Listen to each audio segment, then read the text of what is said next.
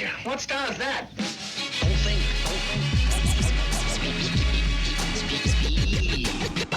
You are now listening to the Bishop Chronicles. Bishop Chronicles. You must learn. Try with me. It's my own secret technique. So many battlefield scars were driven in plush cars. This life as a rap star is nothing without God. I'm born. Hey! Y'all don't even know, huh? Stop playing. Don't act like you know Tupac when I quote him. You know what I'm saying? Ambitions of a rider. Thank you for listening to PharcydeTV.com. You are locked into CydeLife Radio. And as always, I am your host. Ooh, Adisa the Bishop, a.k.a. the Black Dragon of the West Side, a.k.a. Zato Ichi, a.k.a. the South Bay Shogun, a.k.a. the Iron Hook Assassin, also known as the Black Cortez Killer. Ain't nobody keeping it triller than me, homeboys and girls. Bishop Chronicles is the world's first podcast dedicated to giving you West Coast perspectives on hip-hop, health, and fitness trends. Ain't nobody out there, nobody, lacing your cranium with this here vibranium. Boy, I puts it in like Adisa the Bishop. So you can be down now or you can bow down later, because the West Coast OGs, we stay greater. We really do. If this is your first time listening, thank you. I appreciate you. Now have a seat. Understand this show, this thing we call the Chronicles. This may not be the best thing, but it sure enough is the West thing. But it sure enough is the West thing. But it sure enough is the West thing. Yes. So please do me a favor. Yo, hold on. Pause the tape. If it stop. So what we're gonna do is, I need everyone to go. I know that y'all are loving it on iTunes, Spotify, Mixcloud. We keep hitting the ranks up there, boy, on Mixcloud, right? Shout out to Mixcloud. I salute thee. YouTube, we're really starting to do straight video. That's the pivot. So the next few shows you hear are going to be the last only audio shows, and then it's straight video. If you go right now to YouTube, Bishop Chronicles Podcast, subscribe please there, and you will see the videos. Our first one is called Should Cops Learn Jiu-Jitsu? And it's not the conversation you think it's going to be. Don't even already go, yeah, I think so. Or no, they shouldn't. They are abusive. You need to pay attention to the conversation that's not happening in that discussion. But what I'm trying to tell you is, please subscribe on YouTube, Mixcloud, iTunes, Spotify, right? And we're up jumping the boogie, right? We trying to turn it up, right? Because the podcast is growing. Now remember, I always say, just pass the show on to one person. My new favor to ask is pass it on to two people. We trying to up jump the bug. Huh? You gonna help your boy? Give me that dap then. That's what I'm talking about. And it don't have to be this show. It could be the last show. What? That Love on Lockdown? Come on now. Stop playing. You know you love that show. Man, I just had one of the homies hit me. He was like, yo, I just heard the coronavirus show. Still lit. Right? Come on, man. Stop playing, bro. You know what I'm saying? The BCP Army is popping the most right now. Maybe you listen to that Nipsey Hussle or that Tupac show. Stop playing. That Tupac show about Machiavelli, people still love it. You know what I'm saying? And I'm grateful for it. You know what I'm saying? But I need you to make them subscriptions, please, to the YouTube, because we're really just going straight video soon. And I got some shows that are fitting to be lit starting right now. Not that the other ones wasn't popping the most, but these are fixing to be the real ones. You know what I'm saying? Because once we get the video poppins and I'm in front of that camera, I'm ready for my close-up, Mr. DeMille. Then we start winning. And now we go straight into the heartbeat props. Heartbeat props are where we give a shout out to people who are alive because they're alive and we can appreciate them now. I want you to reach out to 3 people, call them for 5 minutes. Do not text them or write them. Call them for 5 minutes so they can hear you say why you appreciate them. The first is my homie on IG. All these people are on IG at Thomas Kempo Karate. Sensei Anthony Thomas. I actually interviewed him a while back on the show. He's got a new school that he's opening up teaching young people in Hayward. I want you to follow Thomas Kempo Karate because he has been my homie for so many years. And we actually met on the Abu Dhabi Combat Club boards way back. And then the Stone Cold Billy Ray boards we used to chop it on. Remember those? Woo! But he's a good dude, teaching kids, you know what I'm saying? The beautiful martial arts path, okay? So check him out, Thomas Kempo Karate, at Thomas Kempo Karate. Now, my next one, man, the slow trembling tear is in the right eye. Observe it. Ray is trying art, but the deal is every word you got to do the little underscore. So it's like Ray is underscore trying underscore art. My dude bought a copy of Bobby Bruce in the Bronx. Ugh. I appreciate all the people who buy my book, but I always love it when you get a book and you take a pic because I did not repost it on at Real Hip Hop Chess. And don't forget to follow the OG at Bishop Chronicles on GP. But Ray, man, I love your post. Very inspirational. I appreciate you for buying a book, man. Means a lot to me. And finally, last but definitely not least, hell no, at us, the number 4, us.Bay Area on Instagram. us.Bay Area. That is where you're going to see my man, Uncle Damien. I'm going to have him on the show soon, real soon. Because let me tell you, when we talk about people on the front lines, right, for the youth, I just don't know anybody doing it like Dame. I don't. Uncle Damien speaks. Listen, go to at us4us.Bay Area and you will see where the youth are organizing and trying to help themselves. You're going to see him on the front lines with them, and not all in the way. He's helping them build their platforms for themselves and stepping back to let them shine. And that is the essence of real leadership. And so I want to salute all of you. I want to thank you all for improving me. Okay. Now make sure you give your heartbeat props. Before we go on to the West Side Word of the Week, though, I do want to have a quick word. I want to give a shout out to my brother, Will Diaz from Half Gracie. He passed away this week while teaching, and he was one of my first training partners. And he had a heart attack, and I miss you, dog. And he was a good dude to me. Back in the day, if you know old school Half Gracie, me, him, and Cam used to be training all the time, and I got so many good memories with that dude, man. In the early Mountain View days, man. And Will, I miss you. God bless you and your family. You will absolutely be missed by so many. And now it is time for the West Side Word of the Week. The West Side Word of the Week is brought to you and powered by Mshaka Media, delivering world-class creative and editorial services to entrepreneurs, influencers, and those who seek to maximize their message.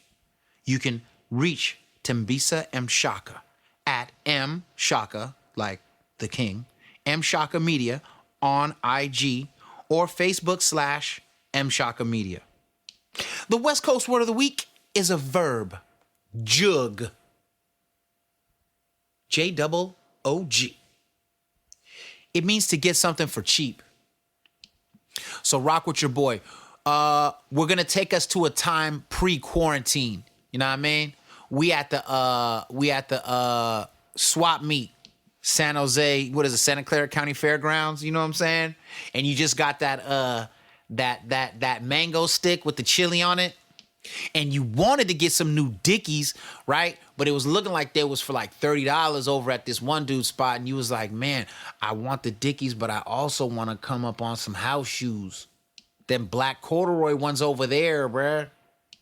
And then your boy walk up smiling with a bag and he opens it up. Oh, what is them? Straight Dickies with the fresh crease. And he's like, well, how'd you get those, blood? Because I'm trying to get mine, but like, I thought you said you had just as much money as me. And he gonna be like, fool, the original price was like, 40, but I got it for 20. Woo! Jugged it. Know what I mean? Hashtag on the cheap.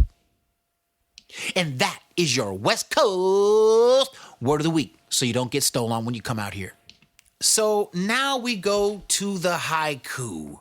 A haiku is a Japanese poem of 3 sentences. The first sentence is 5 syllables.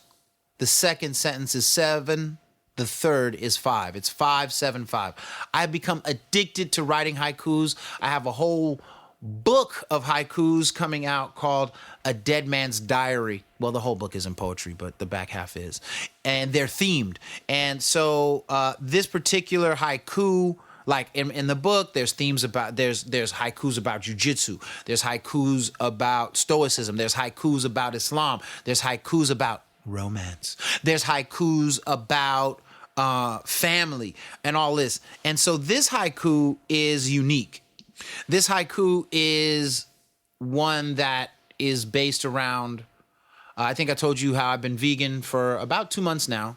And it just occurred to me the other day that, because I love being vegan, but that's because it's not hard to be vegan, because something inside me pivoted. I talked about this on an episode or 2 back about how one day my body just didn't want eggs, and the next day my body didn't want meat, and the next day my body didn't want milk, and that was pretty much it. So I've been eating vegan. I would like to let the world know I have lost 8 pounds. But I look devastating. Don't let that fool you, homie. You can get it. But that I really started wondering, I told you that I really started to deliberately increase my transcendental meditation. I believe meditation is crucial. And I started wondering if my body's pivot like that was a product of my meditation. And I started meditating after going to Camp Tazo with RZA and, Shi Yanming at USA Shaolin Temple. Follow him always.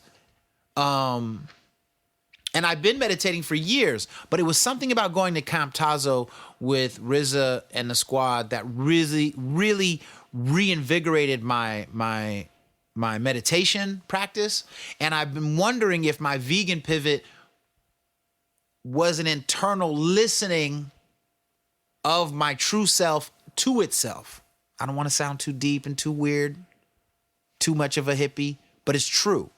A friend of mine was like, yo, I don't think I could be vegan because I like meat too much. And I said, you know what? I thought I did too. But once my body made this pivot, I don't really desire. I love lamb. Anybody that knows me knows that I will punch somebody in the face for some lamb. The old me. But I don't care about meat right now. Don't miss it. And so this haiku is a celebration of my internal connectivity and how that is expressing itself through what I eat. Normally, haikus do not rhyme, or rather, that's not fair. Haikus do not have to rhyme. Most of mine do. This one does not. I spent a lot of time in lockdown reading, burning some incense out of my dragon incense burner, Smaug.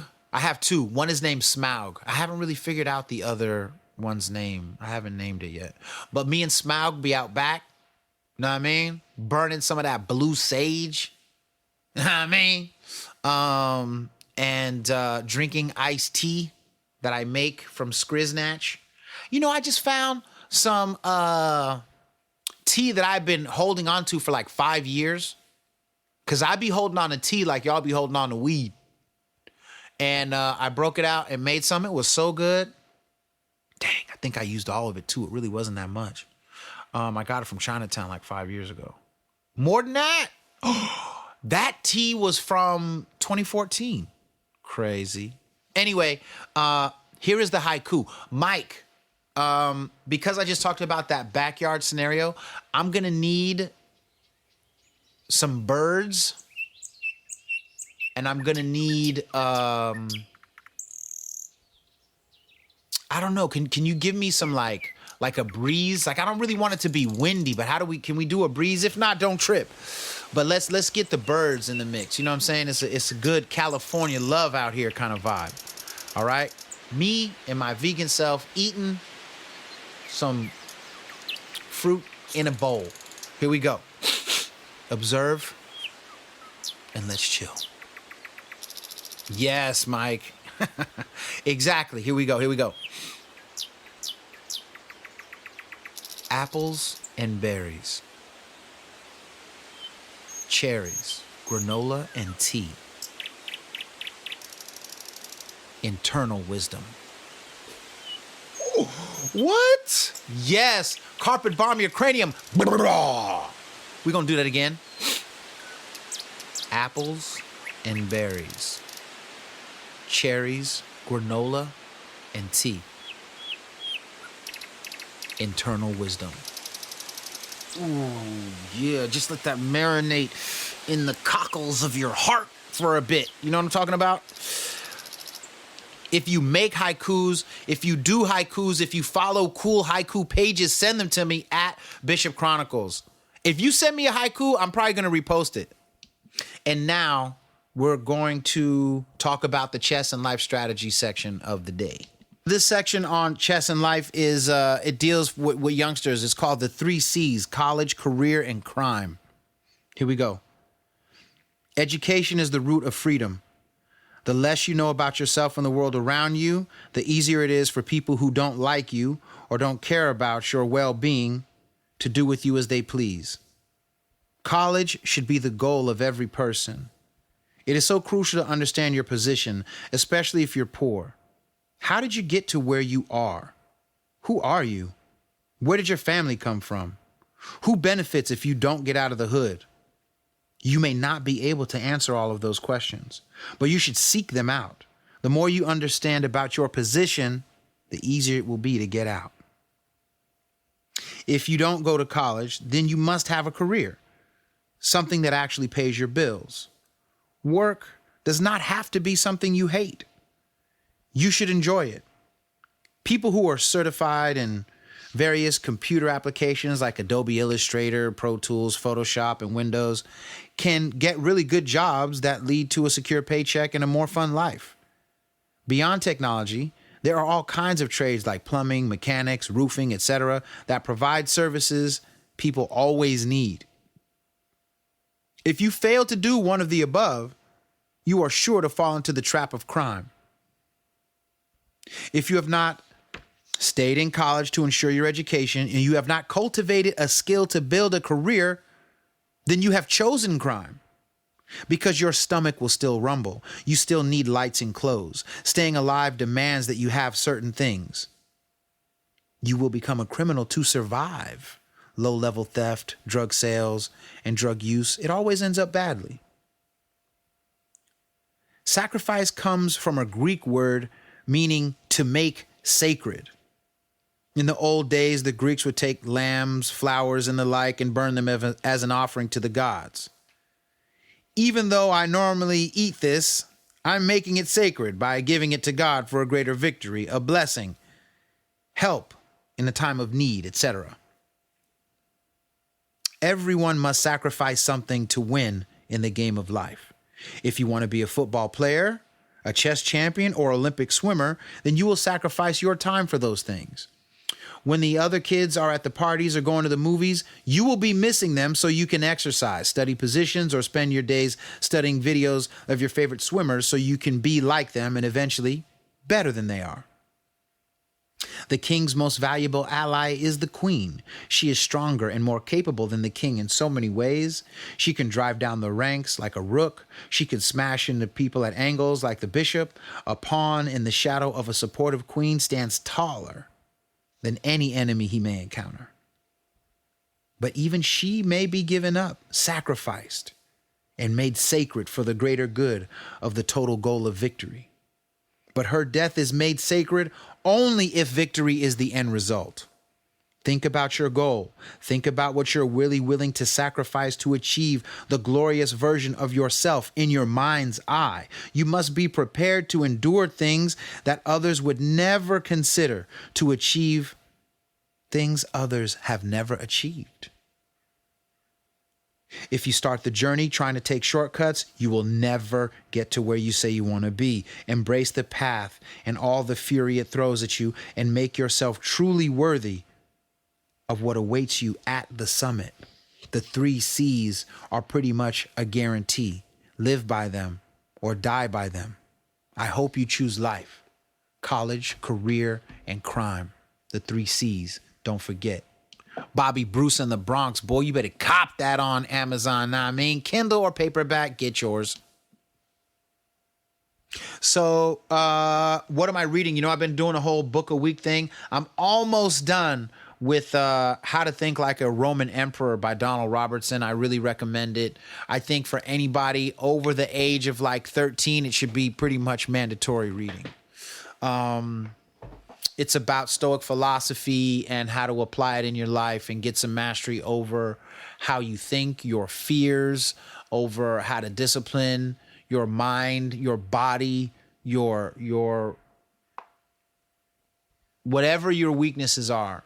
This book is going to help you identify them and overcome them in a real way. You know, not a get rich quick or get healthy quick, or, you know, but you'll get rich, you'll get healthy, you'll get clear, you'll get the peace that you seek. This is a good book. I didn't finish it though because I've been sick, man.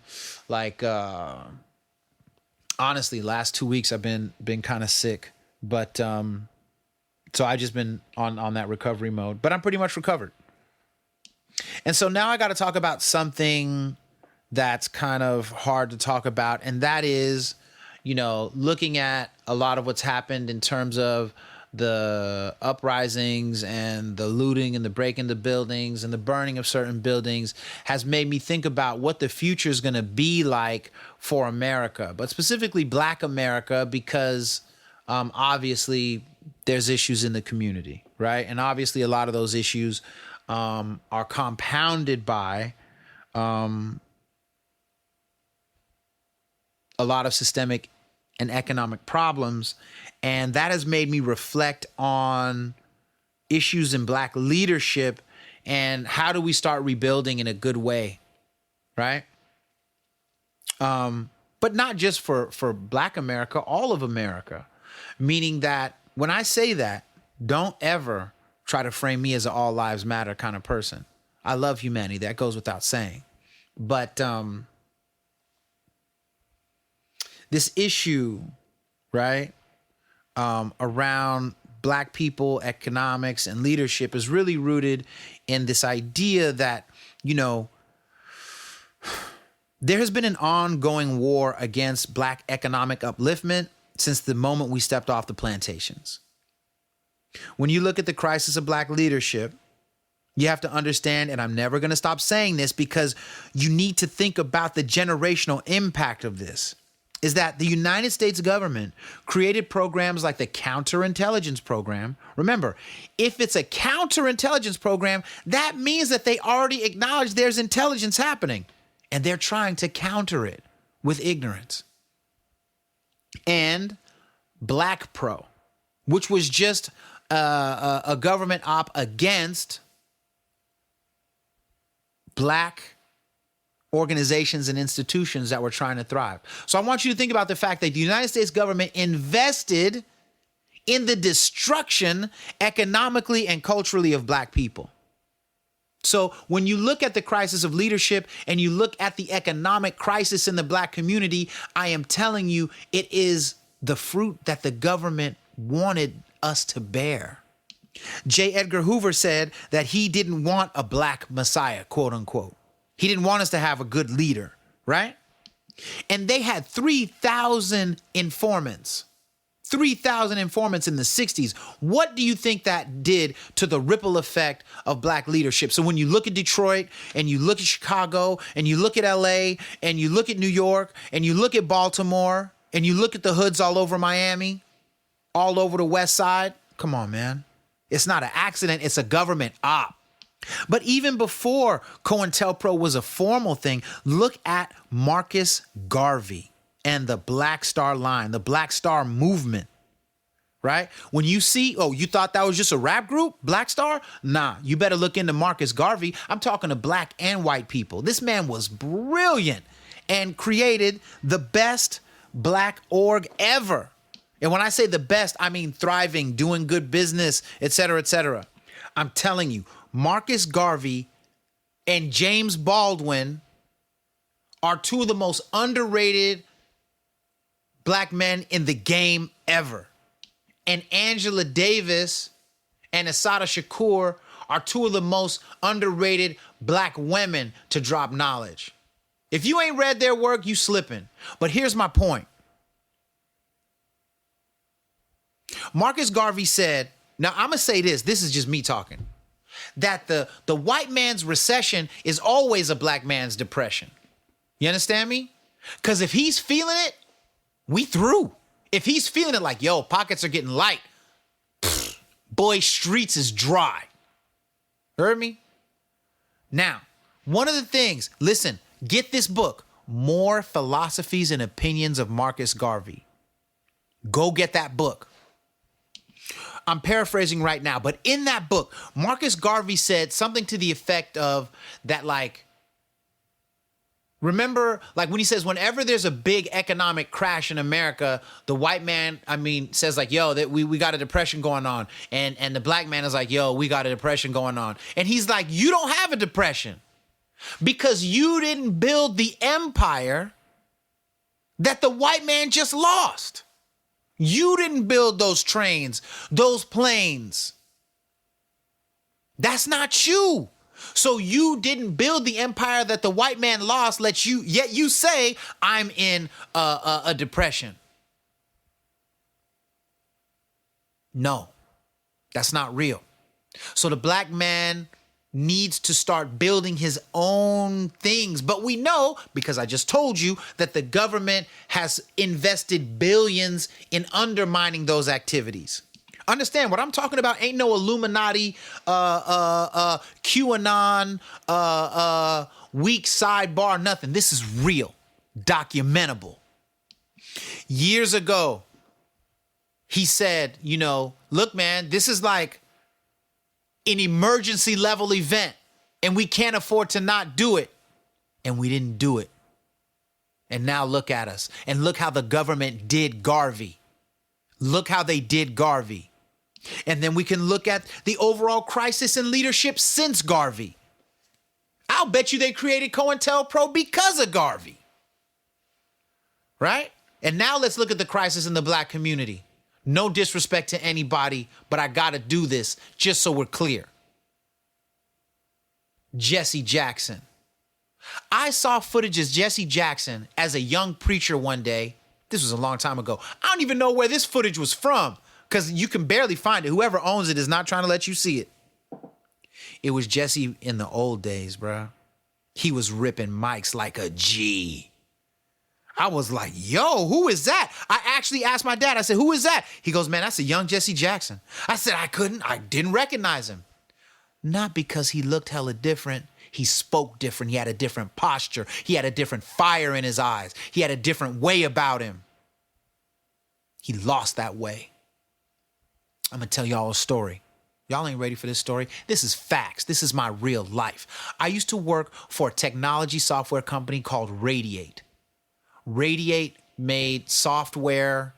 It was like, we did the first software with ads, what was known as shareware. And we were in Mountain View. And like for a while, we had more people than AOL had. And I was on the PR team, okay? Came in from scratch, built it with the founders who came from Terre Haute, Indiana. And Not long after being there, Jesse Jackson starts coming around with the Rainbow Coalition talking about the digital divide. So somehow I knew somebody that knew one of their people, and they was like, yo, Jesse Jackson is trying to set up a thing to set up for black businesses in the Silicon Valley to thrive in the digital divide, but we don't have anything. Well, Radiate had extra desks, phones, chairs, all kind of stuff. I said, man, bring a truck. You can have all this extra stuff because we hired everybody we got to hire. This is a fact. This is verifiable. Jesse's people came, picked up everything, took it to the office. A few months later, they announced Jesse Jackson's coming to town. I said, hey, I call him up. I'm like, yo, man, I wanted to know if we could get a meeting with Reverend Jackson to show him our software and what we do and how we might be able to do some things. Dude was like, no. I was like, what? He was like, look, man, everybody's trying to be with Jesse right now. He ain't got time to meet with y'all, right? Because he's saying like, y'all ain't Apple, y'all ain't Microsoft. I said, bro, you're talking to me on the phone that I gave you, sitting at the desk I gave you, in a chair that I gave you. And you telling me you're not going to let us meet with Jesse? He's like, nah, Jesse's got bigger fish to fry, brain. Da-da-da-da-da-da. Out. I was blown away. This is how we got done. And everybody who's in the Valley will tell you Jesse just came through making threats, cashing checks. Then, after talking a whole bunch of stuff, you saw him over the years just kind of wither out. Okay? He was counseling Clinton during his scandal, and he had a scandal of his own. What? Yeah, people done forgot that part. But I ain't forgot. And the people ain't forgot. Why are you trying to hate on Jackson? I'm not trying to hate on Jackson. I'm talking about a crisis of black leadership. That's a crisis. The person who I saw on that film in that church in that day was gone. I don't know what happened to him. I'll tell you this, though. I was in Ferguson with RZA when we opened the World Chess Hall of Fame, Living Like Kings exhibit. Shout out to Susan Barrett. Shout out to the World Chess Hall of Fame. When Jesse Jackson arrived in Ferguson, go look it up. The young black people told him to get out of Dodge. Because he's known for just showing up and hijacking situations and getting you to donate to Rainbow Push and all of that. But the young people know they weren't being served. Jesse left, disgraced. There was a crisis in black leadership. Al Sharpton. I interviewed Al Sharpton years ago for one of my radio shows. It was called One Mic, one of the early first like digital talk shows. I think it was on Icicle Networks. I think that's what it was. Cumulus? No. Cirrus? Cumulus? I forget. Anyway, I had Al Sharpton on. But let's just be real about Al, man. He been questionable for hella years. Then we find out this dude was wearing a wire Tekashi style. Yes, bruh. Before Tekashi 6ix9ine, there was Al Sharpton. He was wearing wires, dog. Now, they say he was wearing just wires for the mob. Bruh, why would anybody just wear a wire for the mob? And if he really did the mob the way they said he did, how is he still walking? But I'm just saying, you think he didn't wear a wire against his own people? Come on, bro. You kidding me? You kidding me? And now you can say, oh, you can't prove he wore a wire against his own people. I don't need to. Look at him, bro. Wearing a wire, period. If you wear a wire once, you're going to wear it again, man.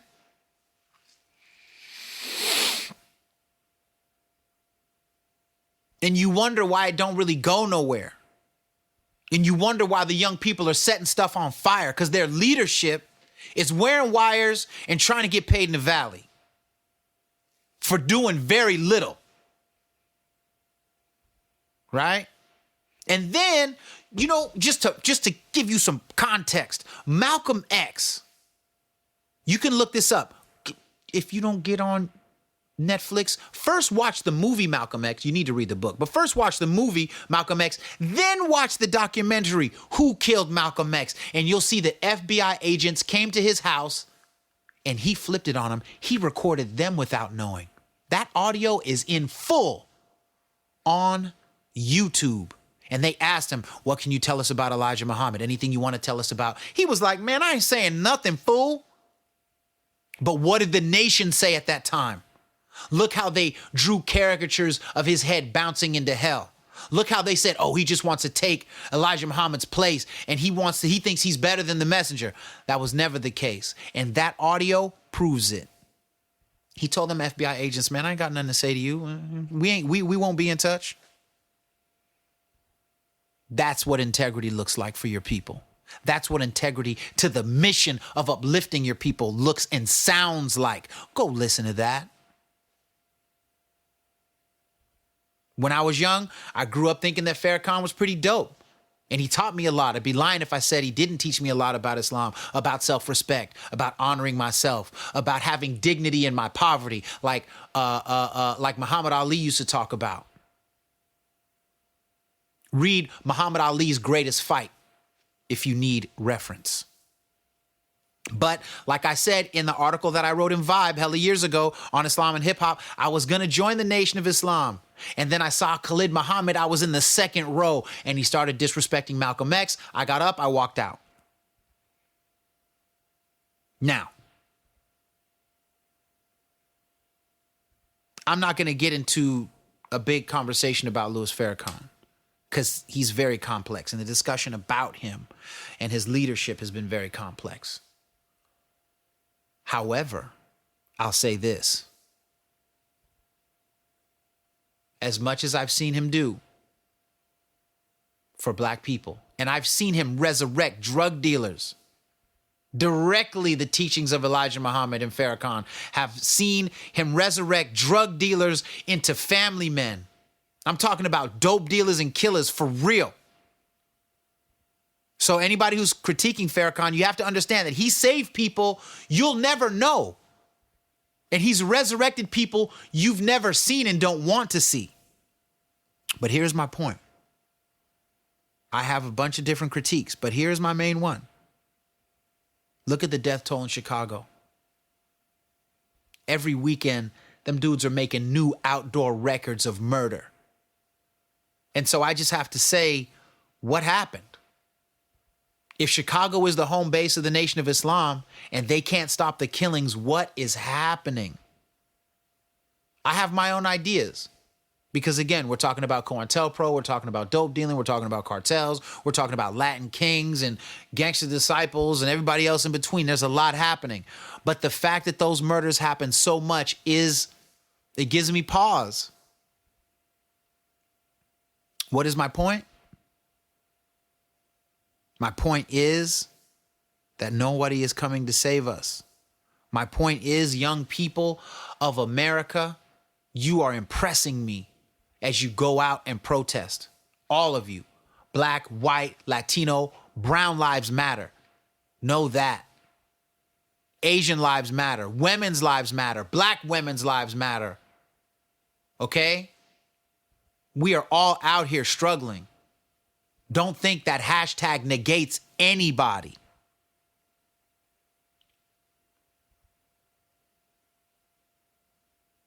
But what I'm telling you is that no one is coming to save us. You can say whatever you want about Elijah Muhammad, but he understood that. He understood that. Everybody over here dying of COVID in the black community, a lot of them are dying from pre-existing conditions that if you read the book, How to Eat to Live, you wouldn't even have. But COINTELPRO told you Elijah Muhammad's bad for you. You can't follow him. Now, what are all these white politicians saying on TV? Well, if they didn't have pre-existing conditions, the COVID wouldn't be impacting them so much. Oh. He just blamed you for dying because you chose his food over your own. He just told you it's your own fault for eating in the way that he said was better for you and you believed him. You better get How to Eat to Live and start following them prescriptions and not whatever prescription they're trying to give you on TV. Side effects may include testicle explosion and exploding butt cheeks. But buy some. And here you go. Oh, how can I sign up? Is that online? Tripping. Listen, here's what I'm trying to tell you. Nobody is coming to save Black America. Nobody is coming to save Black America. But any good that happens to Black America is good for the whole. You understand? I've said this before, I'll say it again. In the Chinese word for crisis is the same character for opportunity.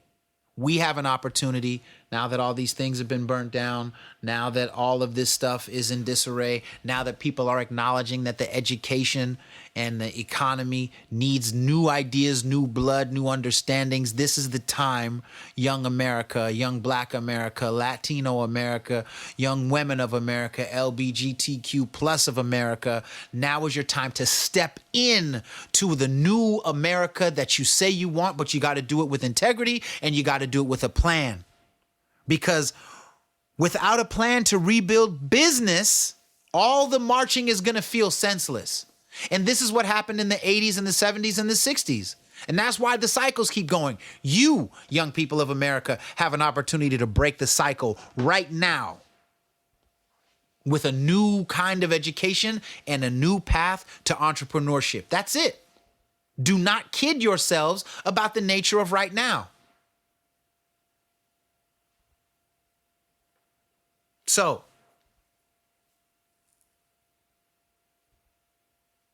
I am about to introduce you to a man that I believe can help you better than most people. His name is David Frazee. He is a man who used to be an attorney, who got into VC, venture capitalism. He's managed billions of dollars over the years. He understands how education and money works. He's taught people how to build businesses around the world. I'm talking about in South Africa, in the Middle East, in China, different parts of Europe. For years, he's done this. And we're going to talk about the economy, and we're going to talk about technology, and we're going to talk about the opportunity of now that you have to step up and into a new reality, to step up and into a world that you can create with your own ideas and efforts, but with the right understanding. You know how many times I've been around a bunch of Black folks and they be, but yeah, man, the white man, he ain't going to tell you how to do that like he do it. Talking about business. David Frazee is that white man who will teach you how to do it the way it's done in the Valley. And the Valley is a global economy on its own. All right? When I think about the stuff that I hear from David Frazee, I feel like his work makes him like the economic John Brown. He's going to give you the ammo, but you got to take the shot for yourself. Nobody can take that shot for you.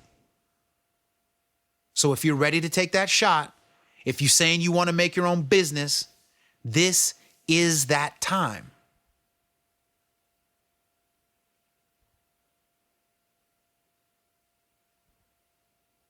So you're about to hear from that man.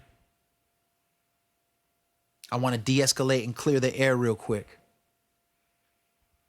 I'm going to let you hear a poem by my man Jason Douglas Dix about right now. I think art is a big part of how we get forward.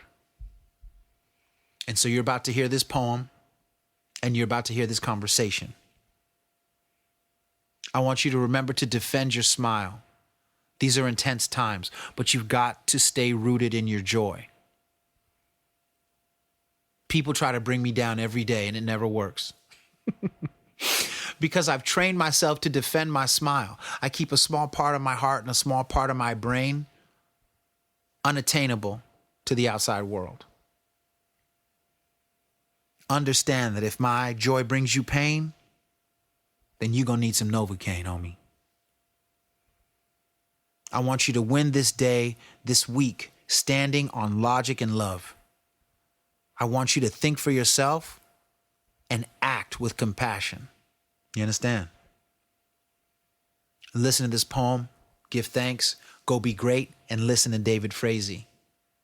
If you hear what he's saying and you act on what he's told you, a lot can change for you and your community. Bishop Chronicles, Pharcyde TV, West Coast. Semantics, a poem by Jason Douglas Dix. Protests are easily finessed into actions that do not serve the best interests of the oppressed. But demonstrations are creations that pour copious libations of remonstrations in search of reparations. And to protest is to emote, to let forth from deep in the throat vital energy that may not promote that which is needed, to vote. You protest against, but demonstrate for. The former comes to an end, but the latter yields far more. Demonstrations help more people see, with clarity and compassion, the true you and me. And with such vision, we may yet grow to be a society that is truly, reliably free. So be careful with your words, ego, and actions, and incline away from knee-jerk reactions.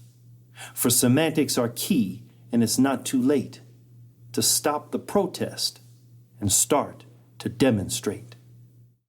The Ink and the Intellect, a poem by Jason Douglas Dix, inspired by Asheru's judo flip.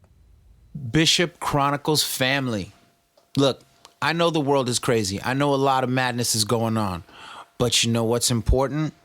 You know what this show is about? This show is about you. This show is about you having new information, being able to move through it and navigate these crazy times. And so, you know, the main thing that I've really been thinking about is business. What does the future of business look like?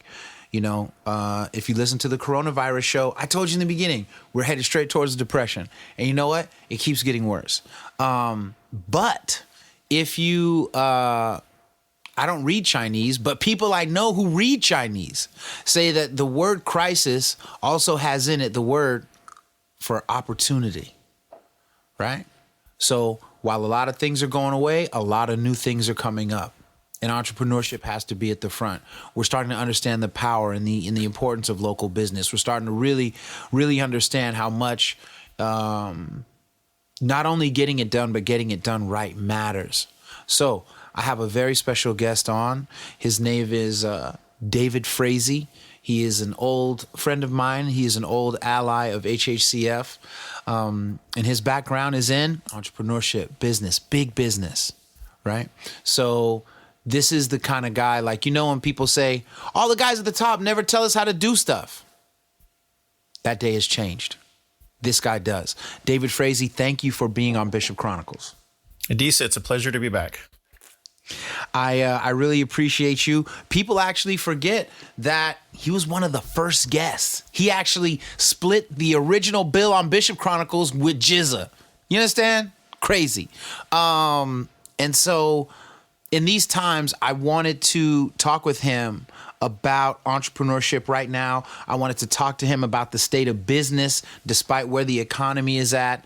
But before I do that, this is important for me, for you as a listener.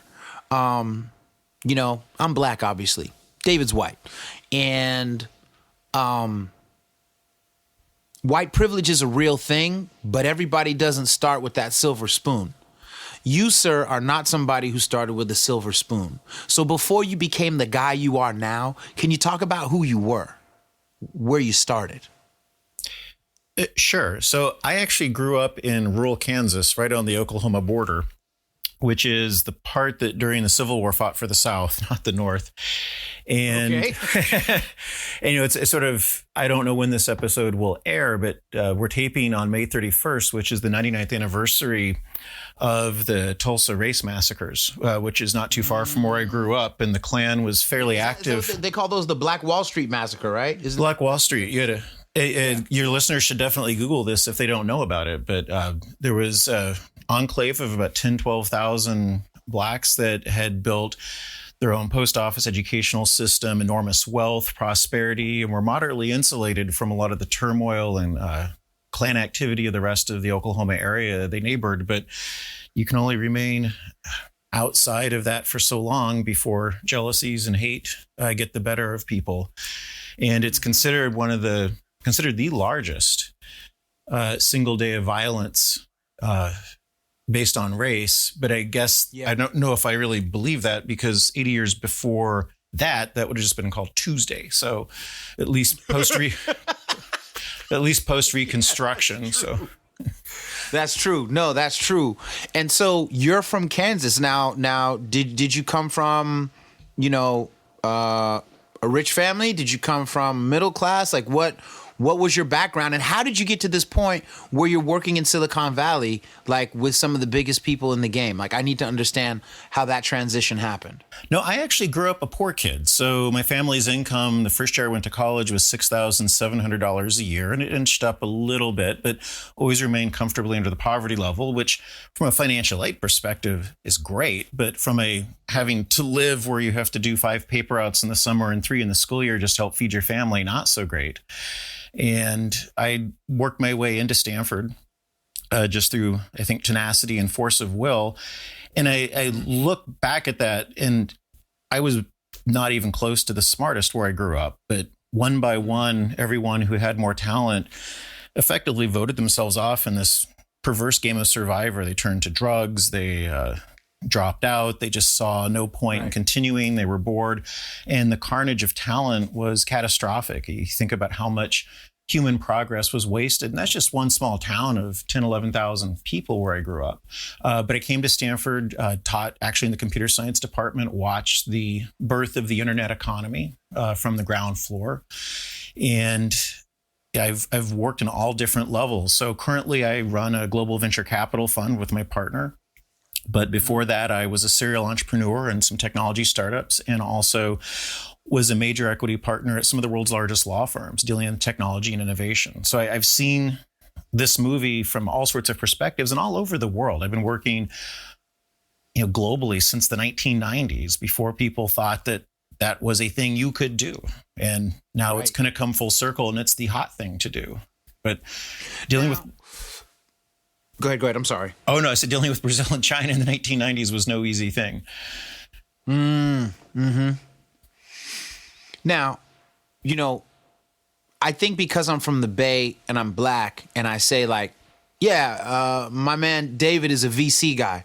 People know, in the Bay at least, what a venture capitalist is. What does that mean? What does it mean to be someone who is inside the world of VC? What is VC? Well, explain it to the layman. Explain it to someone who's never heard the word before. Sure. It's a form of risk-based investment, meaning we find opportunities, and there are just different kinds of VCs, venture capitalists at different levels of risk, early stage, late stage. But you find an industry sector, a theme, a geography, some competitive advantage you think you have as an investor. You find at-risk opportunities. You put capital or money, in our case, $3 to $5 million into a deal, and you work like a maniac to make that deal valuable. You help bring in help when it comes to finance, legal operations, tax strategy, global distribution, sales, business model, revenue, whatever it takes. It's all hands on deck all the time. And when you're successful, you take that $3 or $5 million investment and you make 20 or 30 or $100 million. And the investors in venture capital funds, there's some high net worth families and individuals. They typically are larger institutional funds. So, for example, one of our investors is actually 2 of our investors are pension funds. So I'm literally managing money for nurses and janitors who are dealing with COVID, and I have the retirement funds. And so this is something you have to take as a sacred trust and seriously. So we work extra hard to make sure that we de-risk and work with our opportunities to return that capital and then some. And it's different from other forms of investing. And this is really something I've been thinking about for 20 years. in Silicon Valley, we have pioneered a different approach to investing that is able to create enormous wealth in a compressed period of time. And I think the numbers of Silicon Valley speak for itself. The Silicon Valley 150 public companies, their market capitalizations are bigger than the GDP of either Japan or Germany. So we certainly have figured out how to do this.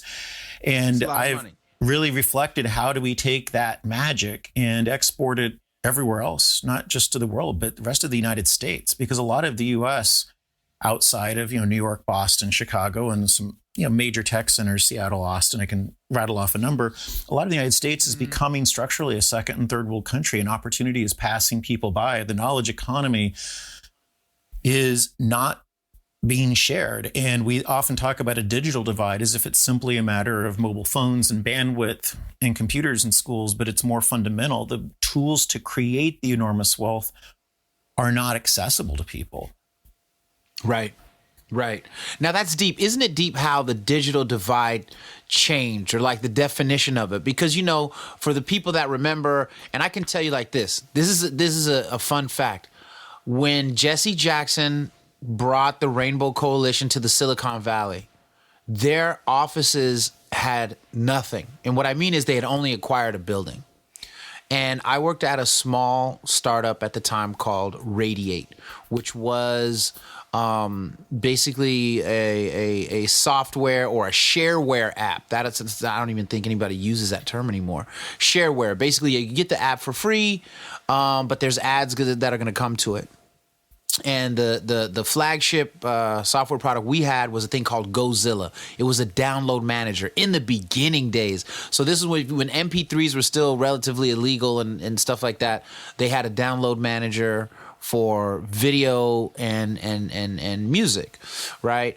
And so Jesse Jackson's office, somehow I got wind that they were in town. They needed stuff. So I called them and they were like, yo, we need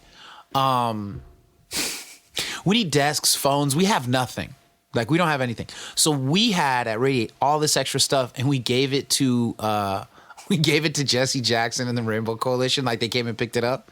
And then, like, Jesse Jackson actually came to town like 2 months later, and we were like, hey, we'd really like to meet with Jesse and like show him what we do and like the stuff that we're trying to make happen. And they were like, Jesse's too busy to see you. Like, he never met with us. He never visited. He was on our phones. But like, the digital divide was a real thing. But it morphed in so many different ways, because it started out just being like, do they have computers and do they have laptops or internet access? And now the digital divide has just morphed in so many ways. Can you talk a little bit more about how it's morphed? Well, I have maybe an interesting perspective on this, because a lot of the work I've done over the last 20 years, on top of my normal day jobs, which are 70, 80 hours a week in all cases, a lot of the work I've done is in emerging countries. So I've spent, a good chunk of the last 20 years flying 100, 200,000 miles a year to places like South Africa. You're in the Bay right now. Indonesia. I can't believe you're in the Bay. Well, I'm grounded right now because I can't travel. I was actually supposed to be in Morocco and Egypt this last month teaching entrepreneurship. But, I have witnessed globally in countries where I think a lot of people had written off the possibility of innovation. I've watched them create vibrant, incredibly important technology communities that are creating in the aggregate $20-30 billion of revenue a year and millions of jobs.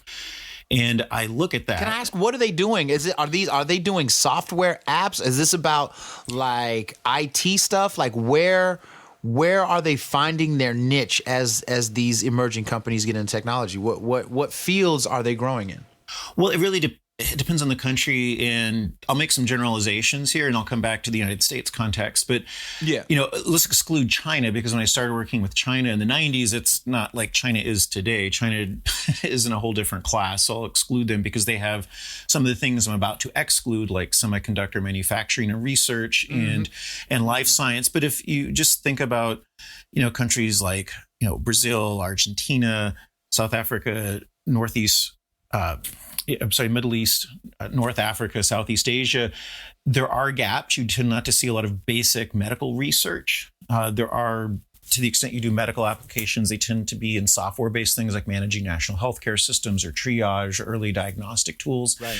You tend not to see basic scientific research in certain high-end fields like semiconductor telecommunications, just because the scientists in those fields tend to go to Europe and the US and never come back.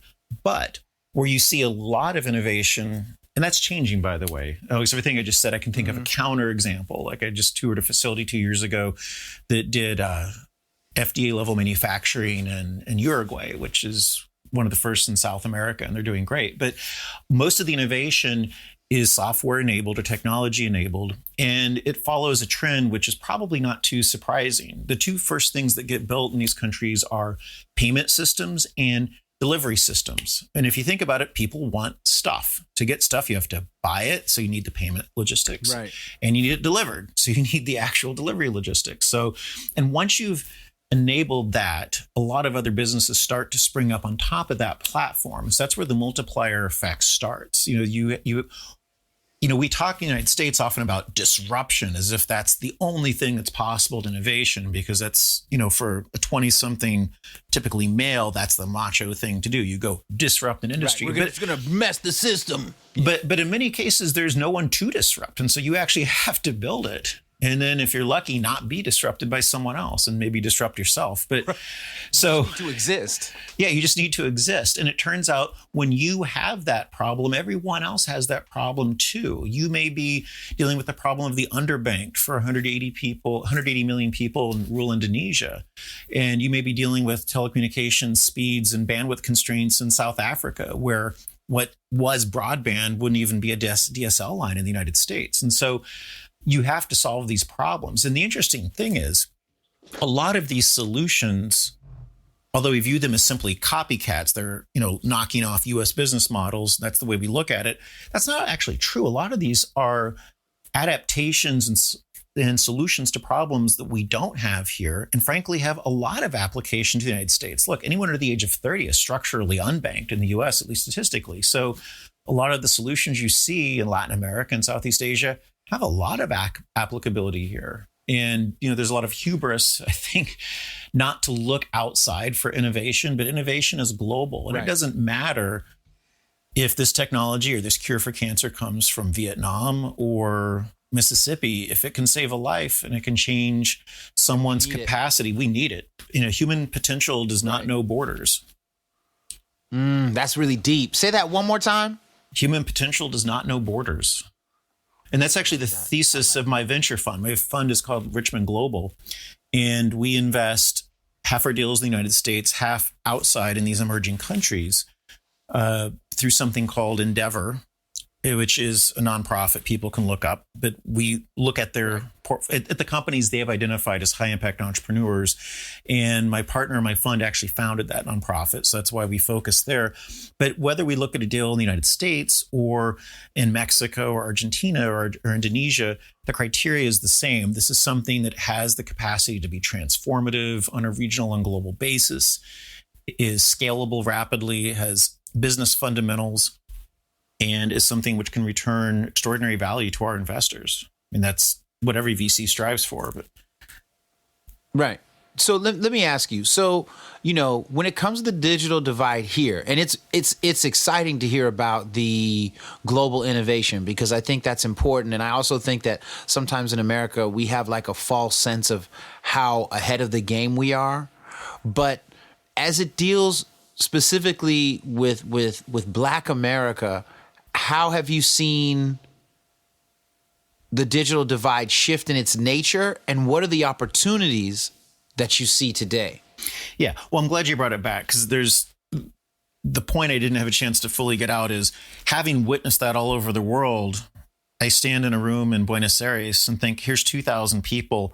Why don't I have 2,000 people listening to me in Detroit or Philadelphia, who have the same capacity to innovate and dream and do extraordinary things with their lives? And that is really where I think the big disconnect comes. There are lots of initiatives, and they're crucial, by the way. So nothing should be interpreted as saying they're not important, to teach, for example, kids how to code or how to be involved in STEM. But I think I want to go one level up, which is, I don't just want 12, 15% of the programmers to be black. I want half the CEOs. You know, I mean, why are we Right. You know, the capacity to actually create the innovation from the top is what interests me, because it turns out you don't need anyone's permission for that. So I think of the people I've met in my travels. Like, I'm in Saudi Arabia, where as a woman, you can't even get a business license because only like your father or husband can do that. And I've met two women who are building a $50 million a year business who didn't ask for permission. They just did it. And See, I that see it is crucial. Well, I mean, and let me continue on that. I'll just start with women, then come back to other groups. But there's a consistent story that every woman has in these countries. And by the way, the female entrepreneurs are just extraordinary in emerging countries. And the story goes along, you know, this path. Typically, look, in the United States, I wouldn't be doing this. I'd be the vice president of Citibank. You know, I'd be gunning for Jamie Dimon's job. But here, I don't have that choice because I can't deal with being groped every day at work, and I don't have the opportunities, and I wouldn't be promoted. And so I said, I don't need these guys. I'm just going to go build my own thing. And so the best talent in those markets is being diverted into entrepreneurship, because the normal system, which brings talent into, you know, the system, capital S, is not available to them. And I think that's the analogy here is, you know, you can put up with someone's boot on your throat, or you can just be the one running the company, period. Right. And I don't say that from the front and do it. I don't think that applies to everyone. I mean, there's personality traits that may not necessarily be universal, but, you know, whenever I speak to an audience, you know, of 100 people, 200 people, I think there's someone in this room who is going to have the capacity to transform their community and their economy and to do something extraordinary. And I don't know who they are, and they don't necessarily know who they are. Maybe 10 years later that strikes that person, and they say, I know now how to use those tools. I've now encountered a problem I consider to be something I can solve that's not intractable. And that deep insight that allows one to say, I don't need to accept this. And I think of the Robert Kennedy quote, which has been attributed to some other people, but, you know, some men look at the world and ask why. I dream of a world that never was and ask why not.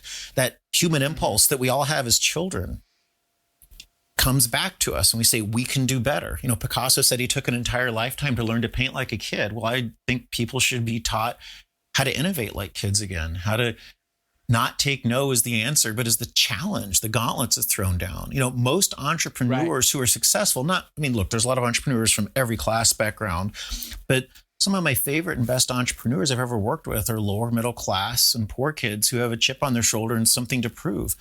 You know, half of CEOs of unicorn companies are immigrants in the United States. By the way, a unicorn company is a private company worth $1 billion or more. I mean, you don't need permission. You don't need to wait to do this. And if you think about some of the large oppressive problems in the world, everything from healthcare to education, even just clean water, contraception, I mean, there's 100 of them that you can think of, you know, to solve them through typical government channels and political movement channels is something which has to happen in parallel. But entrepreneurs just go make it happen, and they don't wait. So you have to break the chain somewhere. And this is where I found is a good way to do it. And by the way, when I started working with different countries, I actually started working at the national government level. And that frankly was a disaster, because governments are governments for a reason. They just don't have the capacity to get out of their own way. Right. You know? That's You know, real. Abba Eban had a quote once about Yasser Arafat, where he said he's never missed an opportunity to miss an opportunity. And that's basically every structural institution that exists, because they're there to perpetuate themselves. Entrepreneurs are like weeds growing up between the cracks in the sidewalk. They don't wait. They don't ask. Make it happen. They just do. And so here's, go ahead. And Yeah. I have a question just popped to me, but go ahead. no, go ahead. So here's my question. So I'm gonna ask you this question specifically as a black man in North America, because that's all I am. All right. Now, coming from my background, you know, I grew up reading Malcolm X, right, and Marcus Garvey, and you know, there was a big movement of do for self, right, like. African Americans should, run the bulk of the institutions in their own community, right? And this kind of grew into this idea that Malcolm X kind of helped cultivate from Marcus Garvey on like Pan-Africanism, right? That, African Americans will do business with Africans on the continent, vice versa, and stuff like that, and city to city, state to state. And then, of course, he's assassinated, and MLK is assassinated, and a bunch of stuff goes wrong. Now, I'm looking at America right now, and I mean, like, as we speak, buildings are on fire. Police departments have been burned to the ground. And a lot of buildings, city to city, right? Even some here, I think in the Bay, maybe, have been almost irreparably damaged. Now, while that saddens me and it frustrates me, while I understand, a lot of the rage that led to these incidents, I say to myself, okay, there must be an opportunity for Black people to have a leadership position in the rebuilding of these buildings and potential institutions and businesses. But I can imagine, just speaking for myself, that feels really overwhelming. So if I'm an African American man, woman, teenager, and I see and I feel the same way, where do you start? Where do you start trying to create something new? Well, there's a lot in that. I mean, my first reaction was to say that a lot of what Malcolm X and Marcus Garvey theorized of a commonality with Africans on the continent, business-wise, never materialized, because many Americans don't realize just how American they are until they go to discover the roots and realize, wait a minute, I'm really American. I would just, Africa is going to be a powerhouse continent in 30, 40 years in terms of population, the youth, the explosion of entrepreneurial energy is unbelievable there. But I would just say, on that point, I'll come to your real question. If someone's aiming to aspire to a global market, why limit yourself? I mean, your market should be Vietnam and Latin America and Oakland and Newark and Wyoming and Canada and Mexico. So, the thing is, right, the capacity we have now for markets to be internationalized is a lot of the distribution channels and distinctions we used to make based upon racial identities or perceived ethnic paths are no longer necessary, frankly. You don't need that anymore. If you have the best product, the best distribution, the best marketing theme, the best virality, you can go anywhere. I mean, the world is more connected. Right. If your product does what it's supposed to do, and it helps other people, it's going to win. Well, it should. Doesn't always, but your best ideas don't win, which is one of the sad things. But execution and operations and tenacity plus good idea are a really good combination. And I will tell you, one of the greatest things that happened in my lifetime is the dream of the ancients, the Library of Alexandria, the world's knowledge all in one place, science and literature and history. We have that. Every one of us has it in our pocket. It's called our phone. Now, we use it for pornography and kitten videos instead of learning, but everything known is there. You have access to the world's patent databases and scientific, and you would be shocked at how the penetration of mobile devices globally. So, a lot of businesses you see in emerging countries are mobile based, and I think that's going to be a trend in the United States as well. But to go back to your question was, what do you do? And right, the answer I always gave when I think about what appear to be deep problems of inequality is you do everything. Now, as a one person, you can't do everything, but you pick something you have some passion about, you have a competitive advantage in, something someone doesn't, or you have an unfair advantage, or you have an edge, and you do that, and you trust that everyone else equally committed will do their part. And if everyone wakes up and attacks their problem the way Van Gogh attacked a canvas every morning, the world gets to be a better place. So maybe my neighbor is a rape crisis counselor. Maybe you build a startup focusing on dealing with some of the financial discrimination, and someone else, works on transportation needs or education reforms. I mean, there's collectively, Everyone just has to pick something and go. And the worst thing you can do is do nothing or stay on the sidelines. This is about human talent being wasted. I mean, what are we talking about? We're talking about the most precious resource, a resource which doesn't require you dig things up from the ground. It doesn't require a race to the bottom on labor. I mean, China can have, 20 cents an hour labor, and then it's cheaper in Myanmar, then it's cheaper in some African country. This isn't a race to exploit. This is a knowledge economy where there's no limit. It's not zero sum. It's additive. One of the great secrets of Silicon Valley is we don't look to rip the flesh off of a business partner for an extra 2%. That's East Coast business. We don't do that here. We want to make billions together and align interest. And that's why venture capital is such a great asset class and is different from private equity and a lot of other things. Now, they've merged a lot, by the way, but we want to create wealth together. But find something you have a passion and dream about and ask the question, what is the problem I'm hearing here? There's problem space and solution space. And you have to think about what the problems are, how people experience it, what is the pain point, and then solution space, or what are the range of things that people need to solve that. There's a story, which I don't know if it's true, but Henry Ford was asked how much he consulted customers, and he said, well, I didn't, because they would just say they wanted a faster horse. And that's actually not the right lesson, because you should consult customers. And you can be one of those customers. And many of the best entrepreneurs want their own product because they started out of their own frustration.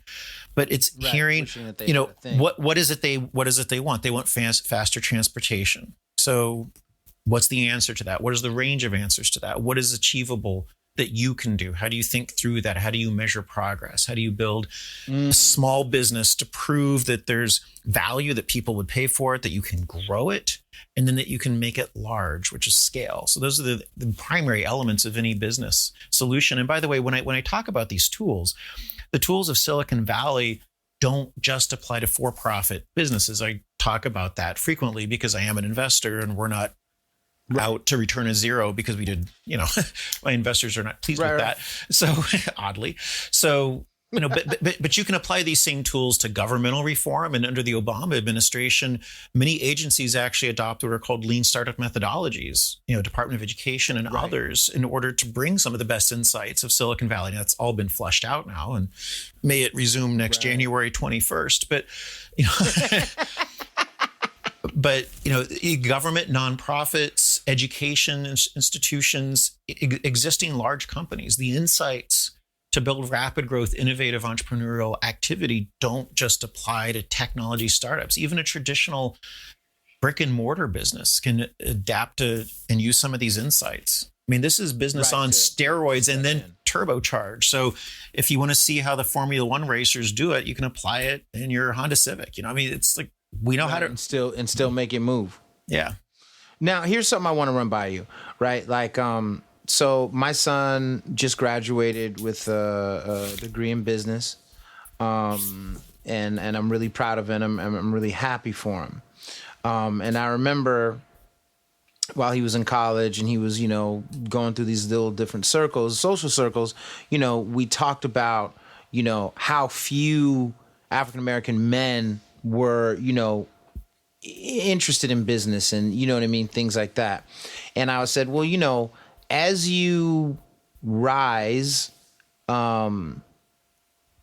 your circle of business is probably going to get wider and wider as you head towards the top.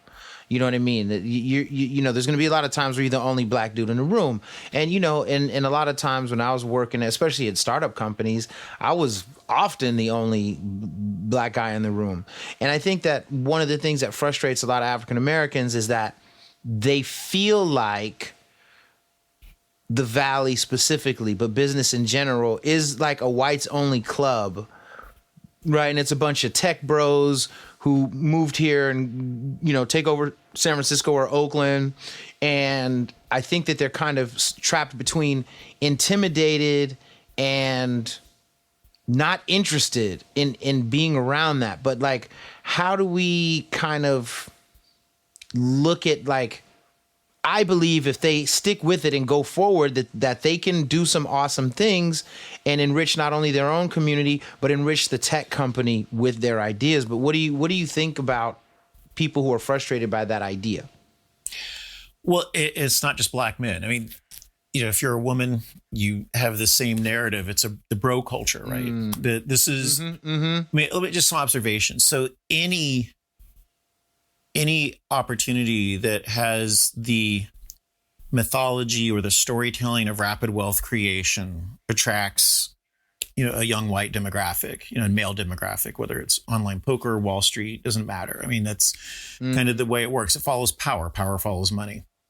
And that's one of the cycles we need to break by making this everyone's game and sharing the rules with everyone. If I look at the range of institutions that exist in the world, I would be a fool to deny the existence of discrimination or racial or gender disparities, because it's as obvious as the numbers. But I also say that I want to reclaim a narrative that says Silicon Valley style innovation is not a tool of inequality. It is a tool of substantive economic opportunity, and one of the most important tools of equality. You have to break economics if you want to break other things. Look, you're not going to stop physical violence by itself with economic opportunity and wealth creation, but it's part of the puzzle, and you have to do it. And eventually wealth leads to your capacity to participate politically, to basically buy politicians. We call it lobbying and donations. We have more polite terms for this, but you buy access, you buy schools effectively because your tax base now supports your neighborhood educational system.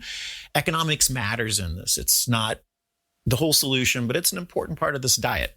So I want to say that to anyone who feels excluded, don't write this off. I talk to a lot of women and talk to a lot of people of color who say, this isn't for me. It doesn't look like me.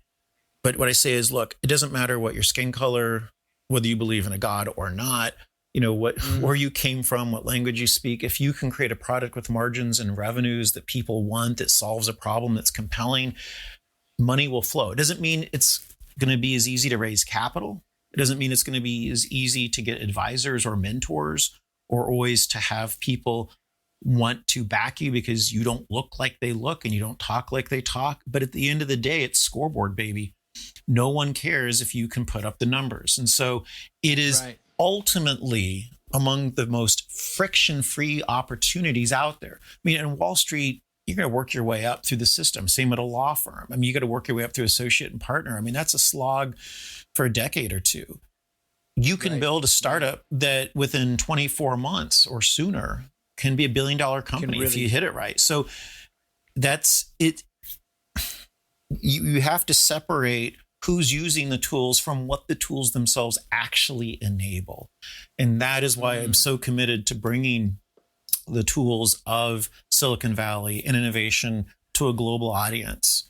I've always, we've talked about this in privately and in some of the previous podcasts. Yes. I think we're in a war for innovation. We should, as a matter of policy, domestic, international, human progress should be the number one criteria that we look at every decision with. That's the lens. And, I'm actually in the process of putting together and launching soon a website to bring all of the inside Silicon Valley secrets, to make that accessible so that the tools of Silicon Valley are available to everyone. Is it going to be as easy if you grew up in a wealthy white family? Of course not. But if you want to find the place where merit matters most, this is it. I mean, you show me one more meritocratic, other than sports perhaps, show me one more meritocratic system that exists in the United States. Right. You step in, you make it happen, and nobody can stop you. I think that's really deep. That's a really good point, man. Like, and I say sports thinking of Colin Kaepernick, so I feel silly saying that. But right. I stand with Cap. The fist is up. I have one of his signed jerseys in my closet, and I don't wear it out lest I get beer thrown at it. So that's right. Now, but here's the other thing, though, right? Like, okay, between COVID-19 and America being on fire, a lot of people are feeling like, it's kind of hard to start a business right now. Is this something that's accurate? Because I feel like doing it. I ain't gonna lie. I'm interested. I feel like when I see a lot of the crazy stuff, like there's a lot of opportunities out there. And I said that at the beginning of the show, but I really do. But, you know, a lot of people feel like, yo, it's hard to start a business right now. And like, what do you say to that?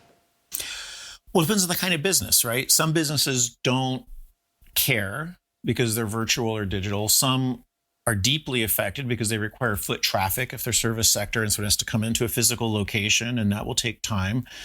And those are obviously more capital intensive because they require rent and investment and renovation, whereas digital businesses often don't. There's a whole variety of everything in between. So if you're looking for something to start, I always ask people to think about what are the unfair advantages you think you have. I mean, do you know something other people don't? Do you see problems other people don't? Do certain things upset you? You know it could be done better. Are there customers for what it is you think you know better or that upsets you? Can you validate that easily? And also think about the capital needs, because that bluntly is a big thing. I mean, this is going back to an earlier question about what kind of businesses take off in emerging countries. And the answer is ones that don't require a lot of upfront money because you don't have it. So it does skew the kinds of things you can do. You can't do fundamental research that requires 10 years and $20 million in a grant. Right. Yeah, you're not going to get like Juniper Systems to send you an outline on X because you don't have the money. Yeah, so it does. So they tend to be more e-commerce oriented or teaching oriented, where you can share knowledge or things you create, or more efficiently allocate resources. I mean, let me go on a tangent for a second. There's a lot of anger, for example, at Uber, in this term gig economy is being thrown around. And gig economy is a labor concept. What it means is we don't like, or some people don't like, the way Uber treats its drivers. And in the United States, because healthcare is often tied to employment as opposed to provided by the government, that really matters. And there's a lot of other things that come from whether you're full-time or part-time and exempt or non-exempt.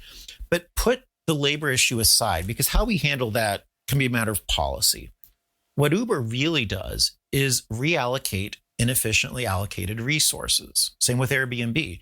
You have room in your car, I'm going to the airport. You can take me. You have a room in your house, I can stay in it. It's what technology is really good at is allocating resources. It's good at creating networks. Think about eBay. Why are all the sellers there? All the buyers are there. Why are the buyers? Because of the sellers. And and opportunities for people to create content. I mean, how much content does Facebook and Twitter produce? Well, it turns out not much. I mean, most of it's done by their users, billions of posts basically daily.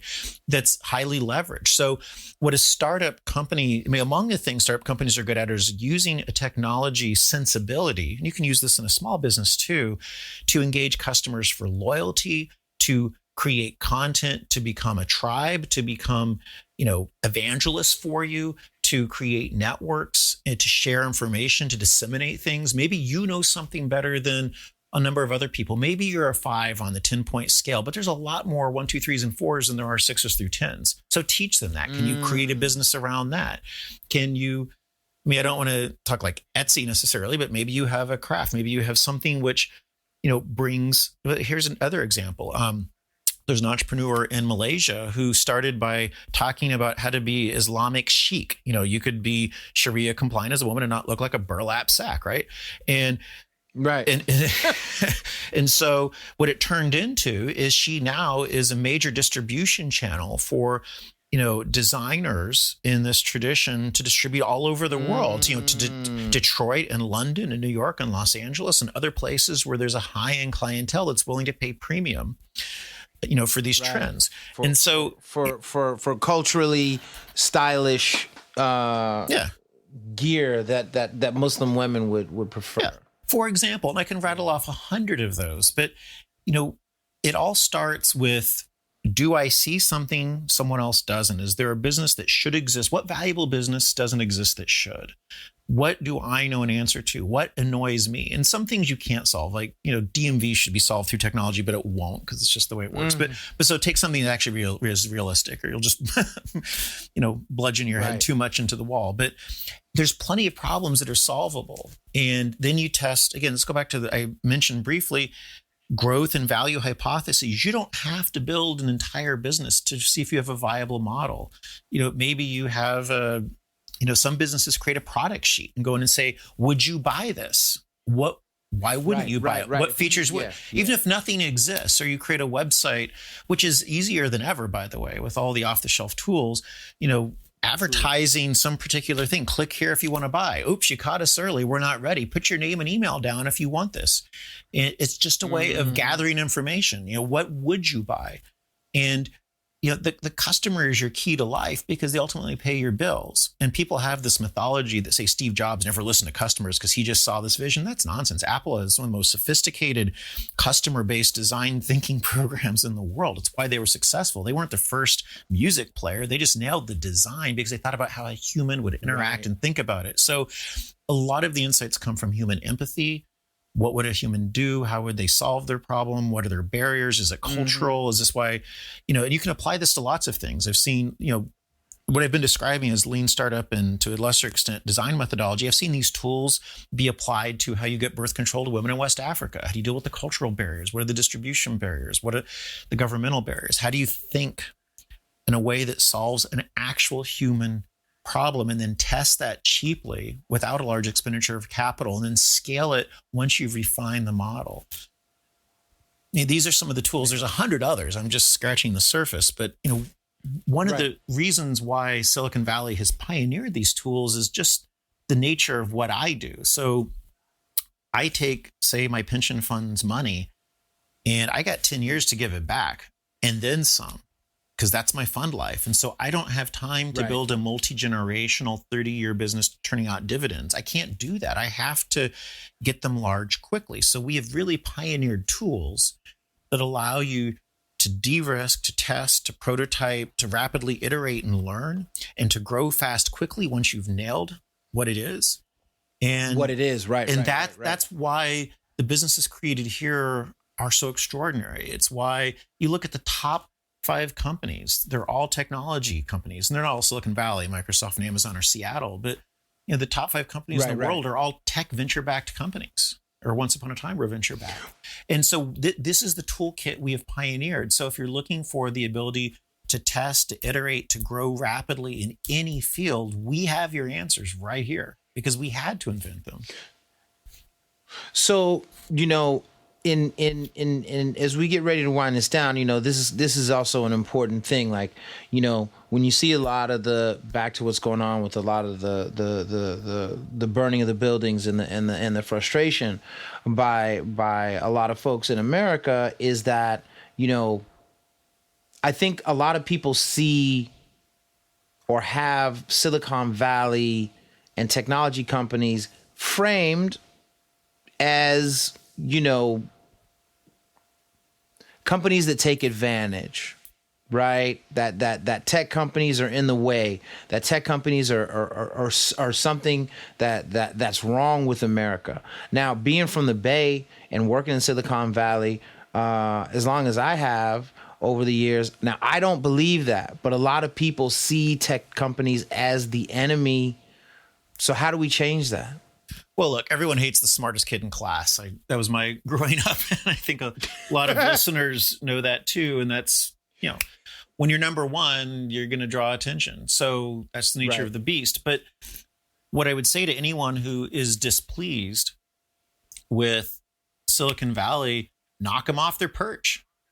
I mean, these companies didn't exist 20 years ago. I mean, Apple did, but they were almost on their death's door at that point. That's true. And many people thought they would be bankrupt, but everyone's vulnerable to being knocked off their perch because that's what technology does. So Facebook, for example, is hemorrhaging customers in the United States. And I did a program last year with middle school and high school age girls on design thinking and innovation. And I did a Facebook example, and only 2 people out of the room of 60 had a Facebook account. I was like, whoa, right. Like, so create your own network that solves a problem that they don't. Maybe it's better intellectual community. Maybe it's talking about certain issues that don't resolve to Hitler references and 5 posts that need to be moderated. Maybe the thing about this is you don't have to tolerate this. By the way, everyone wants to demonize Silicon Valley. It's easy. Hollywood was a punching bag, not Silicon Valley. It's easy for politicians to score points. But what are people upset about? I mean, really, when you think about it, one is the size. And Right. the answer is go beat them at their own game because the tools are available to you. By the way, you have more access to information and more technology tools and lower barriers to create a startup than Steve Jobs and Bill Gates did when they started. So what's your excuse? I mean, they did it when it was harder. There's so much that exists now that wasn't even You can build conceived then. You can get to 1 million, you can get to 100 million people quickly. You can build your own websites. You can test quickly, rapidly. You have infrastructure. You don't have to build your own server farm. It's just there. Distribution. I mean, this is something it's never been easier. So go knock them off their perch. But the other thing is the tools are a mirror of ourselves. So why is Facebook such a cesspit? And the answer is because we are, as the United States. I'm sorry, but but Facebook. We are what makes Facebook. But ugly. I don't think when Zuckerberg talks about this was meant to be noble, to inspire conversations and community. That's nonsense. I mean, he started at Harvard as Hot or Not, where you could rank how attractive women are. So there were not noble goals behind it originally, whatever the mythology is now. But that said, if having grown up in rural Kansas, where you didn't have these technologies, if you're alone in Wyoming or Kansas or someplace and you feel like you don't fit in, you're that girl in the back of a Detroit classroom with a 150 IQ who's teased by the boys and mercilessly mocked and has a crappy home life. You don't have to feel alone. You have a global community. It can be aspirational. It can be noble. It can give people the sense of community. Now, what it's done instead is reinforce tribalism. So we reinforce and hear what we want to hear. The funnel, the confirmation bias is what it really does. It's made us, in many ways, look, art is amazing because I have the capacity to live through the experience of someone 1,000 years ago, and my words and my music can be lived 1,000 years from now. And I can experience what a gay Vietnamese man goes through. I can experience what someone across the street goes through, and they can listen to me as well. And technology has made it so that everyone can have access to almost everyone in the world. And that's not entirely true, but close enough. And it's getting there. Right. So we have within our hands this capacity to form community, to break barriers, to see who we are as humans. Yet it has brought our bad side out and has reinforced the worst of us. And it's exploitable by bots and algorithms, where hate groups can take advantage. And so the things that are to detest about technology are the things that frankly are wrong with us as humans. And that doesn't excuse technology's role because Facebook is based upon scientifically proven addictive behaviors. And we can talk about that at some point, but that's what keeps you scrolling through the news feed. It's based on the psychology of addiction and they engineer for it. But ultimately, we have to step up our game as at least the subset of the population that cares about progress and innovation and being better. And although it seems like a dark place and the reactionary forces are out globally, whether it's Duterte in the Philippines or Bolsonaro or Putin or Trump right here at home or Orban in Hungary, that's a reaction to the fact that the world is getting closer, that people are becoming more mixed, are seeing a more global perspective. We're able to glimpse things that were not even imaginable 20 years before. So the reaction is always strong and fierce, but the tide's there. And, it still bends toward justice. It just does. The world's the greatest story of the last 20 years. I gave a presentation in 1998, and I wish I had recorded it. But I said the story of the next 10 years is going to be the greatest increase in the middle class for the greatest number of people in the shortest period of time in human history. And the only thing that's wrong about that statement is it's now 22 years and going. It wasn't just 10 years. Right. Now, that corresponded, by the way, with a stagnation of the U.S. middle class. And that's not an accident because we more or less gave up on knowledge and education and striving. We just thought it was a birthright as an American. You could roll out of bed, especially if you're white, and just have a good job. And didn't have to study, didn't have to work hard, didn't have to learn math and science. Well, just show up. It doesn't work that way because guess what? Everyone else in the world wants for their children what we want. They want better lives and education. And everyone aspires to the same dream. And so we pioneered these tools right here in the United States and in Silicon Valley in particular. This is where the gold rush was in the 1840s. And, all over the United States, people take risks. We are good at this. We have this kind of national character where we see ourselves as mavericks and people that rebel against the system. Yet statistically, we have one of the lowest class mobility factors of any developed country.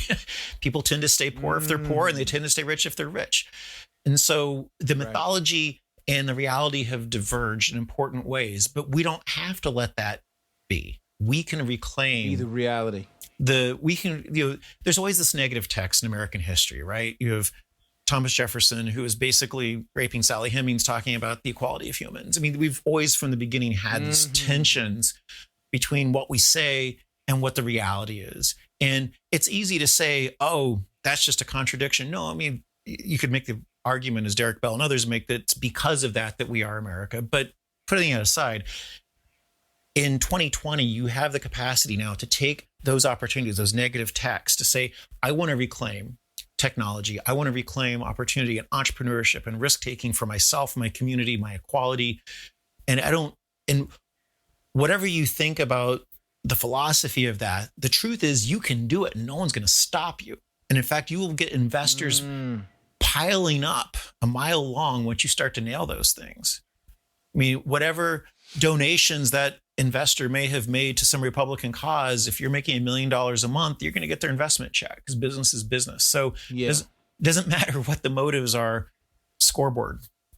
And that's why entrepreneurship, I think, is the most egalitarian thing we still have left. And frankly, it's the only thing we have left because I don't know what else we do as a country. We're not going to manufacture again. Those days are gone. True. I mean, we can pander all we want politically to coal miners in West Virginia, but that's just lying to people. It's not. Yeah. And that's just like kind of dangling on to an old tradition, but it's not really going to take us anywhere. Let me ask you I got two final questions. The first is really quick. I'm just curious. The second is going to deal with hip hop. The first question is, what do you think about Bitcoin for real? Is it dead? What do you think about cryptocurrencies in general? I'm curious. Oh, that's complicated. I'll be. Let me just give a few quick answers here that won't get me in too much trouble with my friends. So I think Bitcoin proper probably has too many technology flaws that will prohibit it from becoming the winner. But the idea of a frictionless currency system will win eventually. Now, here's an interesting thing. A lot of the problems with Bitcoin, aside from its, and I'm going to lump a bunch of cryptocurrencies in here. So for anyone who really knows this field, I'm not an idiot. I do know the differences, but just forgive me for simplicity in a podcast. Most of the cryptocurrencies are built around peer-to-peer transfer. And when national governments hear this, they think, oh, tax evasion, sex trafficking, child porn, drug dealing. Right. It's a way for people to move money in an untraceable, hidden way. And also peer-to-peer transfer, meaning, I give money to you or to someone I know in India or wherever, is, 0.1%, 0.2% of the global money market. I remember I said earlier, go where the opportunity is. What's the opportunity? The opportunity is multinationals and governments transferring among and to each other. That's where the trillions of dollars are every single night. And so what I said when this first started, 10 years ago is, if I were to put my money, and we have no bets on this space, although I have a personal investment, but I'll ignore that. As a fund, we have no bets, but where I would put my money is, what is the currency that is going to facilitate the actual transfer of the trillions of dollars in an auditable, traceable way? So now, instead of regulators hearing tax fraud and trafficking and drugs, they say, oh, now I have a way to know with certainty that a transaction has occurred, that there's a ledger that tells me that it's authentic and where it happened, and that makes things frictionless. If you look at what keeps large banks alive, yes, they make $70 billion on bounce check fees, 35 billion consumer, 35 billion business. So they print money on ripping off the poor and lower middle class, but they make a bigger pile of money off of taking pieces of each of those transactions internationally when they really add no value. If you could do this on a ledger-based system, why do I need to involve Citibank in this? And that's actually a scary thing for large financial institutions. But central banks and national governments are looking at this problem. And some of the biggest plays that no one knows about are in that. So you follow where the money's at. And another thing is, you typically don't do well going to war against governments. I would never invest in a company that was basically going to be regulated into oblivion. And there's also the energy usage problem with Bitcoin, which is a whole sore spot because of the computational power to mine and how much energy that consumes. Yeah, a friend of mine was telling me about that. Actually, I was talking about that like about almost a year ago. And it's funny that you just mentioned it now. No, I appreciate that. Now the last question I want to run by you is, obviously, Bishop Chronicles, even though like I'm not going to ask you to quote any rap lyrics, but I'm going to say that I am always of all the things that hip hop has brought to the world outside of the music that I love, et cetera, graffiti, whatever. I'm really impressed by the growth of entrepreneurship, that this music that people said wasn't music, that it wasn't culturally relevant, et cetera, now it's $1 billion industry. And you have people like Jay-Z, like Diddy, like Dr. Dre, and a bunch of other people who don't even have nearly as much money as them, but they have a lot of money through entrepreneurship. And especially people like Nas, who does a lot of investing in technology and stuff like that. What are your thoughts about just the spirit of hip hop entrepreneurship and any connections that you can bring to it where technology is an intersection? That is a great question. And I think we can find the answers with Lin-Manuel Miranda, who I will quote any chance I get. So for those who've not seen this video, Miranda premiered his concept album of Hamilton at the White House with President Obama and Michelle Obama a year or two before the actual musical came out. And the way he introduced it is that he was working on a hip-hop concept album about America's first hip-hop artist, Treasury Secretary Alexander Hamilton. And he got a lot of laughs. And if you've not watched the video on YouTube, it's definitely worth watching. But listening to Miranda explain his rationalization of how he could see this, although an abolitionist, someone who would have been horrified to be played by Miranda 200 years later, to see this staid white guy be a hip hop artist, Miranda's answer was he rode his way out of poverty. He was stuck in the Caribbean on an island with his family gone. He had no way out. And this was his opportunity to create with his mind, to sit down with the pen and paper and write his way out. And I think about innovation ultimately being the same way. It's deeply expressive. It's deeply creative. When I used to teach computer science, we taught it as an act of beauty, an act of creation. It was about abstracting and finding the creativity in the problem and the base case solution. Yes, you had to write code, just as an artist has to put a brush to paper and a composer has to put pen to a staff of music. But at the end of the day, you're finding beauty and you're looking for insights about how to make something elegant. And all forms of innovation really are about that. So there's a common core about anyone can use these tools to find beauty, to find artistic expression, and to alleviate themselves, frankly, from abject poverty and everything in between. There's another element, and this goes back to Miranda as well. I actually was lucky enough to get to meet him with Fab Five Freddy, which is by itself a whole interesting story. And I have a picture of me and Miranda and Fab and my wife on my Facebook page for those who are interested.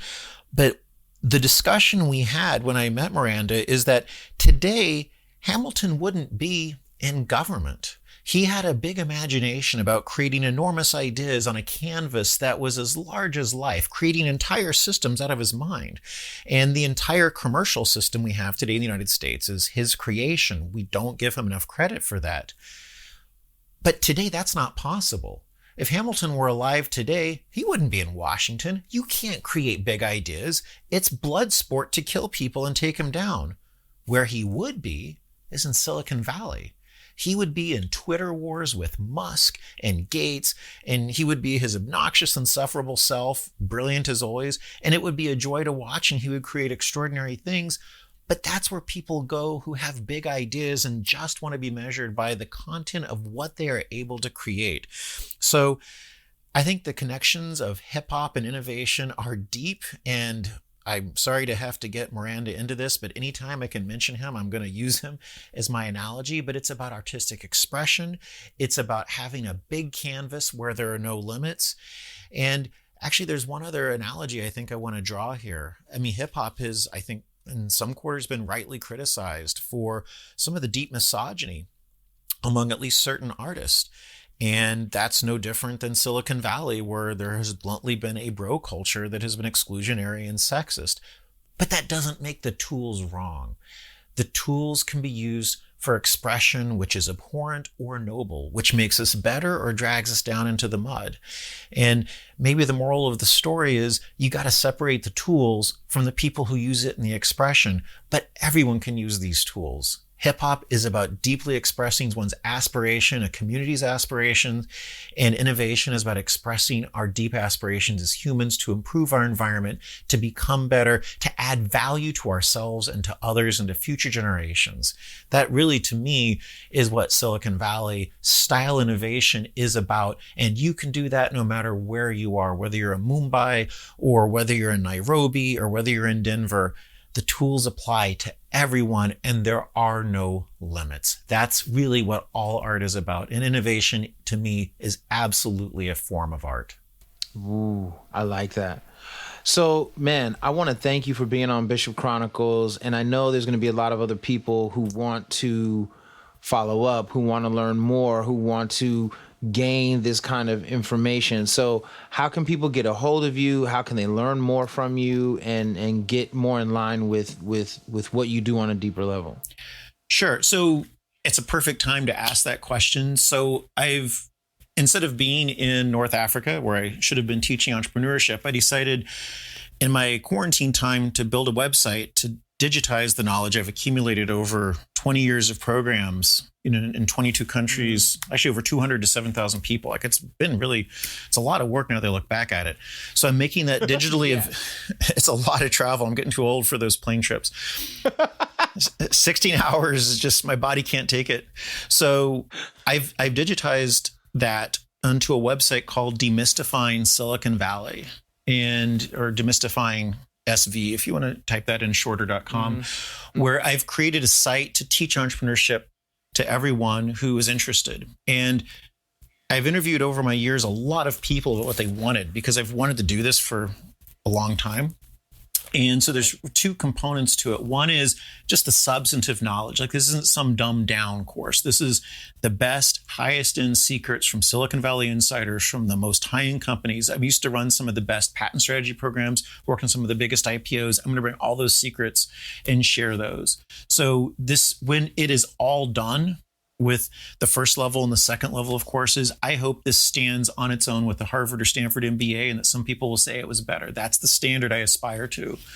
And the second part, which I think I was honestly a little resistant to at first just because of the work it entailed, but everyone wanted it, was a community. And here's why. When you go anywhere in Silicon Valley other than during quarantine, everyone's talking about entrepreneurship and innovation and ideas and networks and how do you connect with someone, mentors. Every great company has that extended kinship. If you're in Wichita or you're in Cape Town, that's hard. So it's going to be slow. And so I put together a set of community features on the site for people who are serious. If you are a seriously aspiring innovator, entrepreneur, or investor, where you can engage in meaningful conversation with like-minded people. And I created forums where you can share ideas and business plans for feedback. I have a success story forum where if you have something good happen to you, I want you to post it so people can root for you and congratulate you. So you can see what happened. Network, ask questions. We have monthly webinars that will start. The site's launching in June. And I could not be more excited. This is a dream I've had for so long. One of the things I say is, if for all those people I grew up with, and that's just one town of 11, 12,000 people who threw away their capacity to add to the world. If you could just save one and then multiply that by the thousands of towns like that in the United States, and multiply that by every country in the world. Like I say, there's one person somewhere you're talking to and you don't know who they are and they don't always know who they are. But if you can capture that imagination and make them know that they can dream, they can create, they can execute, and they have the tools to do it, that's magic. That's transforming the world. And, it's not a get rich quick thing. This is hard work. An entrepreneur is someone who works 70 hours to avoid working for someone else for 40. And it's lonely and the failure rate's high. But if you're willing to put the time and the effort and learn best practices, you can dramatically change the odds in your favor. And, whether you're a young entrepreneur who thinks you want to build a tech company, or you're just in a traditional business and you want to, take some of these tools. So you're not the bookstore looking at Amazon running the tank over your head. You can disrupt yourself and do it. I mean, these courses are for you. I've built them with a lot of people in mind, and they're built upon, like I say, over 200 programs over 20 years all over the world. Every question I was asked, everything people wanted to know. Broken down. Well, man, I got to say, again, thank you for coming back to Bishop Chronicles. Thank you for sharing all this information, because I know in this time in America, people want to know how they can jumpstart their own life, make a good amount of money, help people in their own family, their own community. And it sounds like demystifying Silicon Valley is going to be a great way to start that happening. And I really appreciate you coming on and breaking it down, man. Anytime, I'm always here. This is among the favorite interviews I ever give. So no, it means a lot to me, man. It means a lot to me because you smart dude. I tell people all the time, I really don't know another person like you in terms of your depth of knowledge and your sincerity. So I appreciate your time. Thank you for coming on Bishop Chronicles. And again, if you're listening, go to demystifyingsiliconvalley.com and see for yourself. Thanks again, David. Thank you. Teacher, what star is that?